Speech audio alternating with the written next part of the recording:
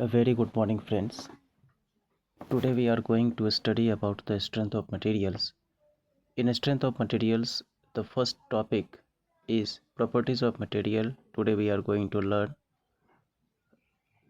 आज हम लोग स्ट्रेंथ ऑफ मटेरियल के बारे में पढ़ना शुरू करेंगे। स्ट्रेंथ ऑफ मटेरियल के अंदर पहला टॉपिक जो है प्रॉपर्टीज़ ऑफ मटेरियल्स, इसके बारे में हम लोग कुछ जानकारियाँ प्राप्त करेंगे।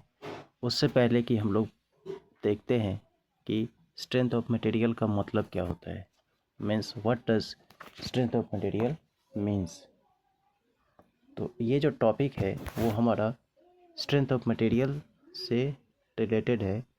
Strength of material, strength of material.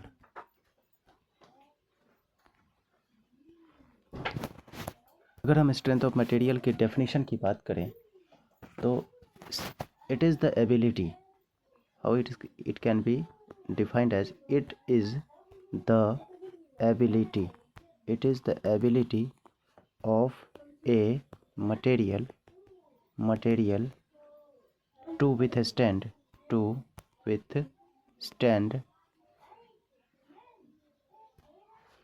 an applied force या applied load without fracture, or you can say plastic deformation.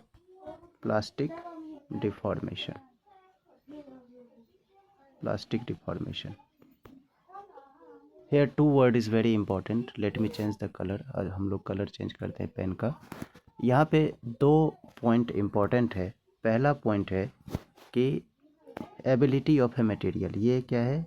Ability है, किसी भी मटेरियल का एबिलिटी है to withstand by an applied load without fracture और plastic deformation।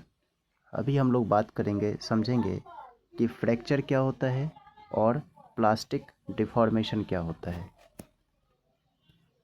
अगर हम समझने का प्रयास करें तो ये कह सकते हैं कि स्ट्रेंथ ऑफ मटेरियल में प्लास्टिक डिफॉर्मेशन से पहले तक लोड एंड डिफॉर्मेशन के बीच का रिलेशन हम लोग पढ़ते हैं। लोड और डिफॉर्मेशन के बीच तक के रिलेशन को हम लोग स्ट्रेंथ ऑफ मटेरियल में पढ़ते हैं। कहाँ तक? प्लास्टिक डिफॉर्मेशन से पहले। प्लास्टिक डिफॉर्मेशन एंड फ्रैक्चर, ये दोनों चीज़ों के बारे में हम लोग बात करेंगे जब हम स्ट्रेस स्ट्रेन डायग्राम की जिक्र करेंगे। स्ट्रेस स्ट्रेन डायग्राम हम लोग बनाएंगे और उसमें डिफरेंट पॉइंट्स को एलोकेट करके उसके बारे में जानकारी प्राप्त करेंगे। आज हम लोग का अहम मुद्दा है कि प्रॉपर्टीज़ ऑफ मटेरियल को समझने का, तो प्रॉपर्टीज़ ऑफ मटेरियल पे हम लोग कंसंट्रेट करें। पहला प्रॉपर्टी ऑफ मटेरियल जो है, अगर प्रॉपर्टी ऑफ मटेरियल की बात करें तो हम लोग कह सकते हैं हार्डनेस। ये बहुत ही इम्पोर्टेंट सेगमेंट है के डेफिनेशन के बारे में समझेंगे। It is the property of a material. It is the property of a material to resist indentation or surface abrasion.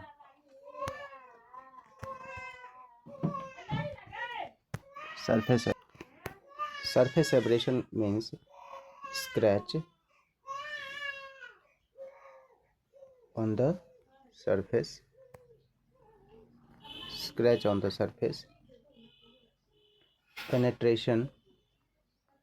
penetration by hard object,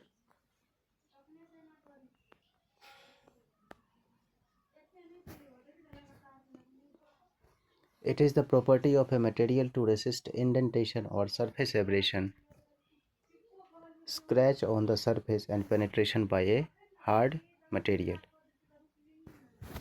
यहाँ पे इम्पोर्टेंट बात है scratch on the surface penetration by hard object,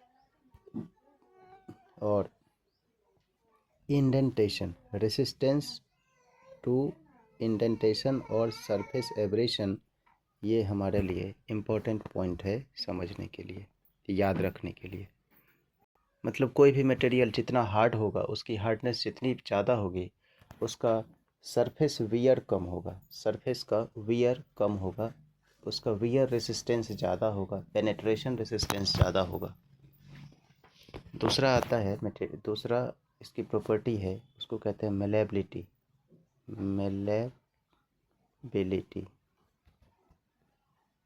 Malleability. It is the property which enable the material to undergo great change in size without rupture under compressive stress. Means ये जो malleability जो है, वो सबसे पहले ये समझना है कि इसमें प्लास्टिक डिफॉर्मेशन होता है, प्लास्टिक डिफॉर्मेशन होता है मटेरियल का, प्लास्टिक डिफॉर्मेशन हम लोग बात करेंगे प्लास्टिक डिफॉर्मेशन का।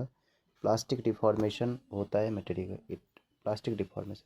कैसा लोड, इसमें कैसा लोड अप्लाई करेंगे, इसमें कंप्रेसिव लोड लगता है, कंप्रेसिव लोड के कारण बॉडी में प्लास्टिक डिफॉर्मेशन होगा। क्या बॉडी में फ्रैक्चर होता है? तो फ्रैक्चर, नो फ्रैक्चर, TURE ना, फ्रैक्चर, इसमें कोई फ्रैक्चर नहीं होता है। मतलब हम ये कह सकते हैं, malleability is the property of a material to undergo the plastic deformation under compressive load without fracture।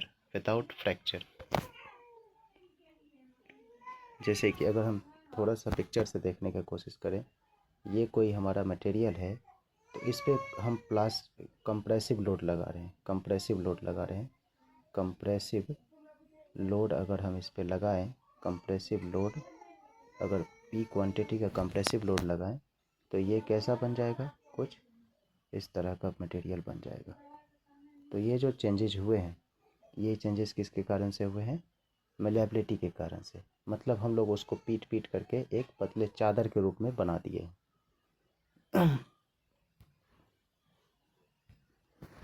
अगला पॉइंट होता है हमारा, तीसरा जो पॉइंट है वो है डक्टिलिटी।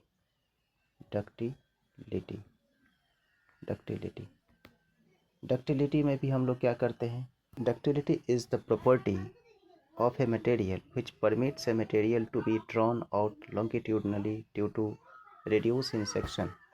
I mean, जब डक्टिलिटी जो होगा, इसमें भी फ्रैक्चर क्या होगा? फ्रैक्चर नहीं होना है, मटेरियल का फ्रैक्चर नहीं होना है। इसमें जो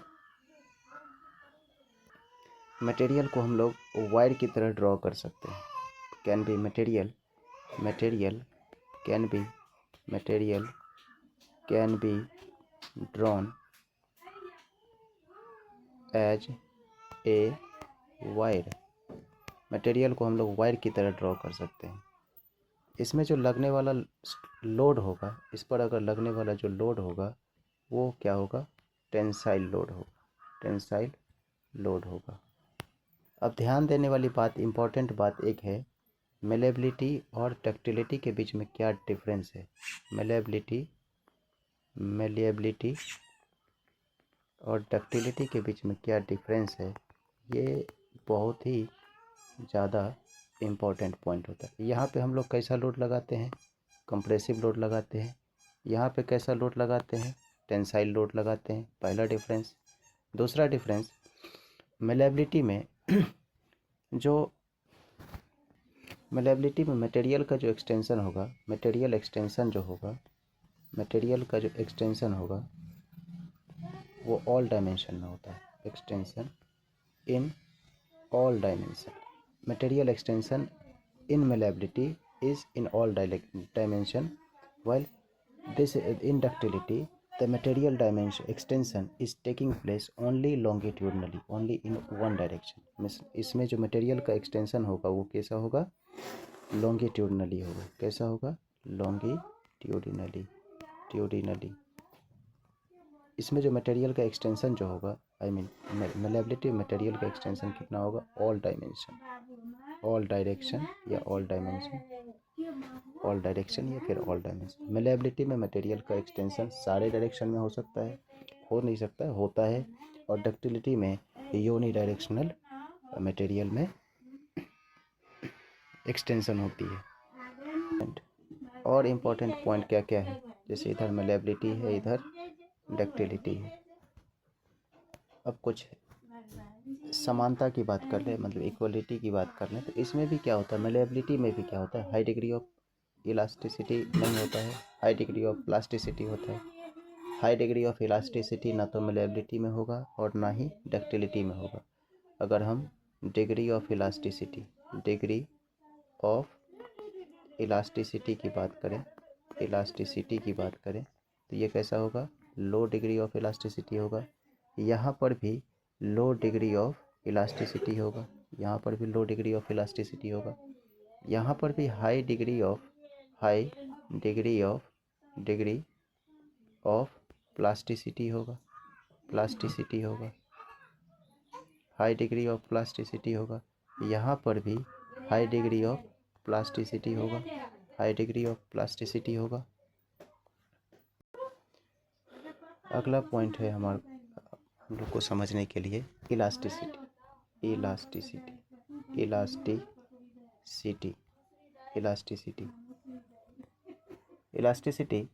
This is the property of a material by virtue of which material deforms under the load is enabled to return to its original dimension when load is removed. It is the property of a material. It is the property of a material deformed under load is enabled enable को यहाँ पे हम highlight कर दे रहे हैं, is enable to return to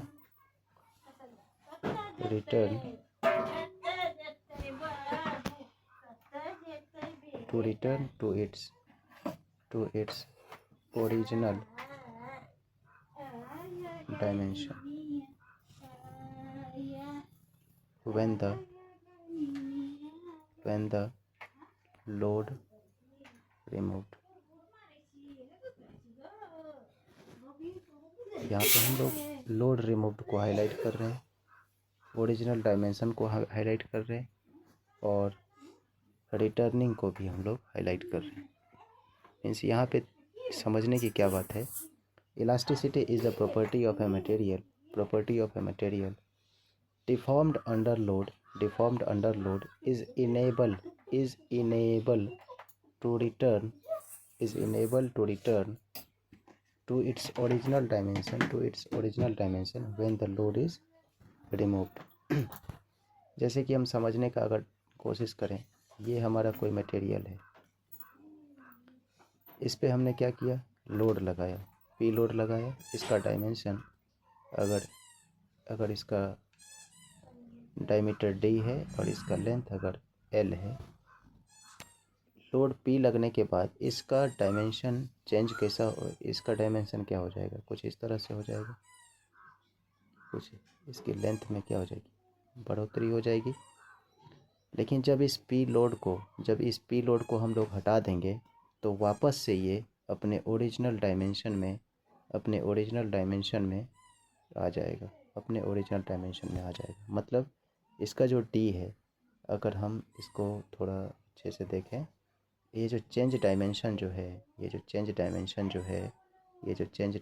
है वो कुछ इस तरह से है। ये जो डी है वो डी माइनस डेल्टा डी हो गया, और ये जो एल है वो कितना हो गया, एल प्लस डेल्टा एल हो गया by the application of tensile load P. लेकिन जब वो लोड पी को अगर हम लोग हटा देते हैं तो वापस से ये कुछ इस तरह का शेप में आ जाएगा, जिसमें कि इसका डायमीटर d है और लेंथ l है। इस तरह के जो प्रॉपर्टी होते हैं मटेरियल को, उस प्रॉपर्टी को इलास्टिसिटी कहते हैं। अगला प्रॉपर्टी है plasticity. Plasticity plasticity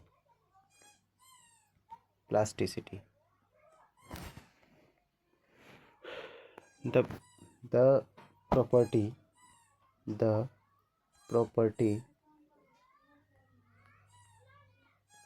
of a material the property of a material by which it undergoes inelastic strain, which undergoes inelastic strain beyond those at the elastic limit, beyond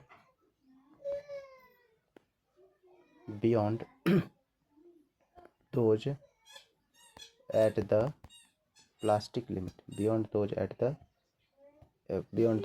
elastic limit is called what? Plasticity is called what? Plasticity। इसको हम दूसरे ढंग से कुछ इस तरह से समझते हैं, पहले लिख लेते हैं, फिर उसको हम लोग समझने का ट्राई करेंगे। Is the property of a material, property of a material, property of a material by virtue of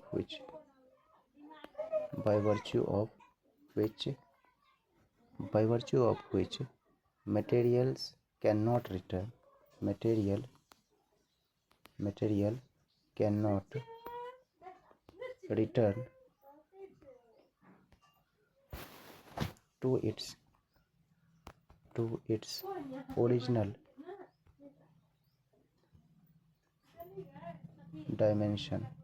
to its original dimension,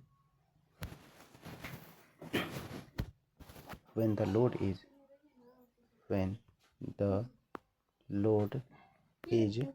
removed. When the load is removed is called what? Plasticity. Is called what? Plasticity. Plasticity means permanent deformation. Permanent deformation.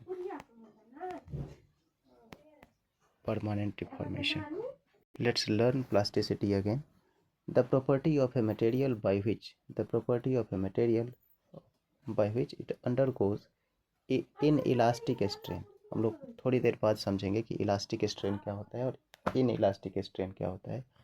Inelastic strain को हम लोग कहते हैं वैसा strain development जिसके कारण से body वापस अपने ओरिजिनल शेप को, ओरिजिनल डायमेंशन को प्राप्त न कर पाए जब उस पर लगने वाले लोड को हम लोग हटा दें। तो जब किसी बॉडी पे लगने वाले लोड को हटा देने के बाद भी अगर उसके ओरिजिनल डायमेंशन को प्राप्त ना हो पाए, तो इस तरह से जो जनरेटेड स्ट्रेन होते हैं बॉडी के अंदर, उस स्ट्रेन को हम लोग इनइलास्टिक स्ट्रेन कहते हैं।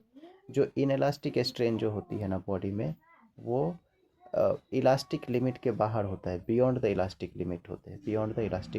इस तरह के प्रॉपर्टी को हम लोग क्या कहते हैं? प्लास्टिसिटी कहते हैं।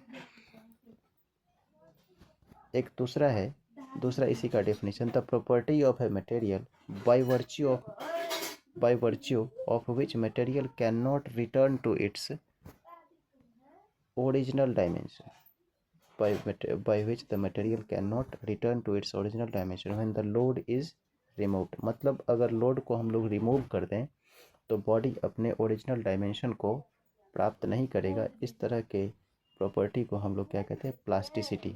और ये परमानेंट डिफॉर्मेशन को शो करता है, किसी भी बॉडी के ये परमानेंट डिफॉर्मेशन को शो करता है। हम एक पिक्चर से इसको एक बार ट्राई करते हैं देखने का। जैसे कि मान लेते हैं ये हमारा बॉडी है, इसका डायमीटर d है और इसकी लेंथ l है।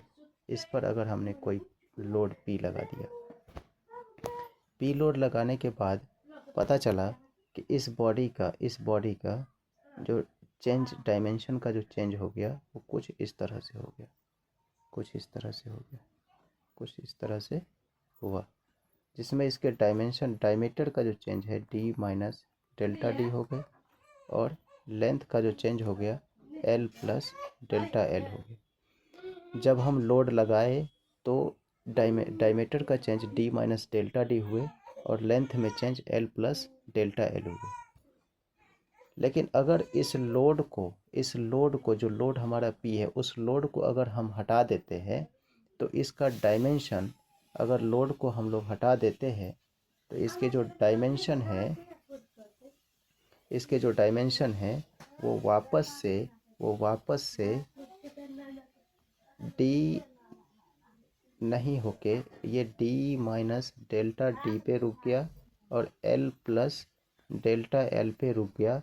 ये वापस से d और l नहीं बना, ये नहीं बना। तो हम कह सकते हैं कि वापस से अपने शेप को प्राप्त नहीं कर पाया, अपने शेप को नहीं ले पाया। तो इस तरह के प्रॉपर्टी को हम लोग क्या कहेंगे, प्लास्टिसिटी प्रॉपर्टी कहते हैं ऑफ द मटेरियल। मतलब ये अपने ओरिजिनल डायमेंशन को प्राप्त नहीं कर पाया जब हम लोड को रिमूव कर दिए, मीन्स लोड को जब हटा दिए फिर भी वो ओरिजिनल डायमेंशन को प्राप्त नहीं कर पाया। तो इस तरह के प्रॉपर्टी को हम लोग कहते हैं प्लास्टिसिटी। मैन्युफैक्चरिंग में आप लोग पढ़ेंगे एक मैन्युफैक्चरिंग प्रोसेस है फोर्जिंग प्रोसेस पूरा का पूरा प्लास्टिसिटी पर ही आधारित होता है। जो मटेरियल जितना प्लास्टिक होगा, मीन्स परमानेंट डिफॉर्मेशन जिसमें जितना ज़्यादा होगा, वो उतना ही ज़्यादा फोर्जेबल मटेरियल होगा। जैसे कि एल्युमिनियम के बारे में पढ़ेंगे, फिर शीट मेटल एनालिसिस करेंगे।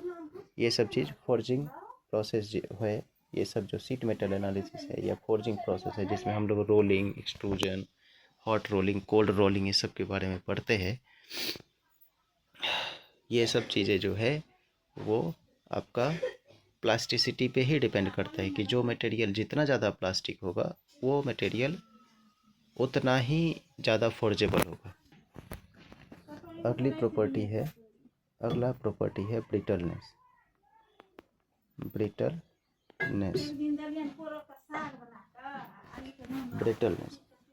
इसके डेफिनेशन की बात करें, the property of a material, the property of material due to which it breaks due to which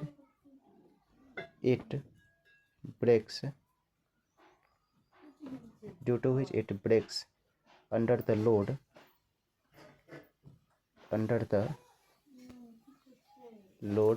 without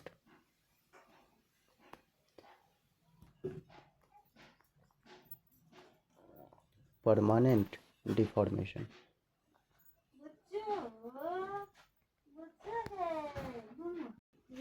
Brittleness is the property of a material.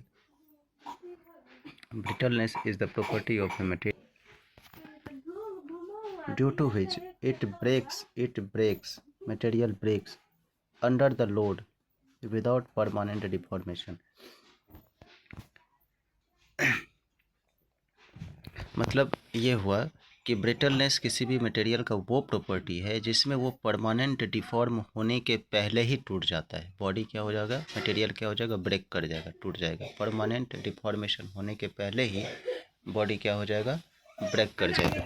इसके एग्जांपल के लिए अगर हम बात करें तो सबसे बड़ा एग्जांपल क्या हो सकता है, ग्लास हो गया, जो कि लगभग ग्लास को हम लोग आइडियल ब्रिटल मटेरियल मानते हैं। आइडियल ब्रिटल मटेरियल इसको हम लोग मानते हैं। बाद में जैसे कि कंक्रीट हो गए, कास्ट आयरन हो गया, ये सब क्या है, ब्रिटल मटेरियल है। एक और प्रॉपर्टी है, उसको हम लोग कहते हैं टफनेस।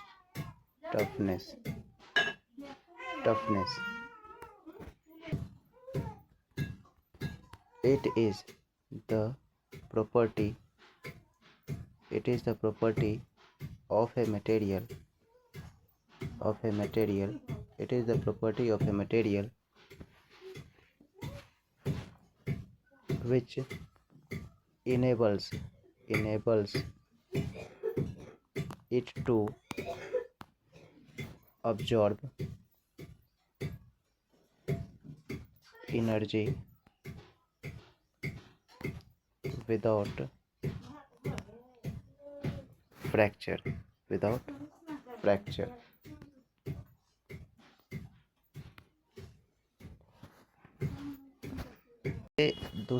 इसे दूसरे तरीके से भी बताया जा सकता है। Property of material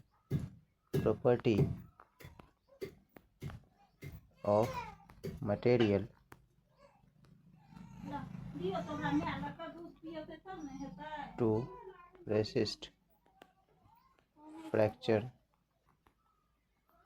due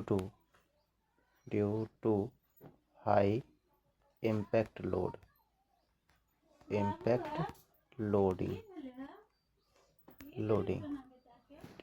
high impact load means जैसे हो गया हैमर ब्लो। समझने का प्रयास करते हैं। Toughness is the property of a material which enables it to absorb energy without fracture. मतलब टूटने से पहले, फ्रैक्चर से पहले वो बॉडी कितना एनर्जी को अब्जॉर्ब करता है, उसी एनर्जी के एब्जॉर्बिंग कैपेसिटी को, जो मटेरियल का एनर्जी को एब्जॉर्ब करने की कैपेसिटी है फ्रैक्चर से पहले, उसको हम लोग क्या कहते हैं? टफनेस कहते हैं।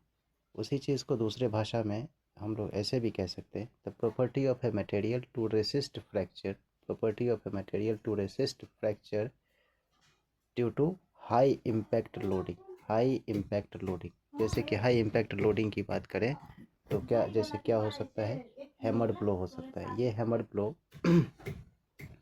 जब हम FM पढ़ेंगे, फ्लूइड मैकेनिक्स पढ़ेंगे, तो हम लोग एक टॉपिक पढ़ेंगे, उसमें हैमर फ्लो की बात आती है। उसमें जो टॉपिक होती है पाइप फ्लो में, एक टॉपिक पाइप फ्लो पढ़ना होता है फ्लूइड मैकेनिक्स में। उस टॉपिक के अंदर एक पॉइंट पढ़ना होता है जिसका कि नाम होता है हैमर फ्लो। उस तरह का जो लोडिंग स्टेट होता है, उसमें फ्रैक्चर होने से पहले बॉडी कितना एनर्जी को स्टोर किया अपने अंदर, कितना एनर्जी को वो स्टोर कर लिया, कितने एनर्जी को उसने रेसिस्ट कर लिया, वो प्रॉपर्टी बॉडी का क्या कहलाता है? टफनेस कहलाता है।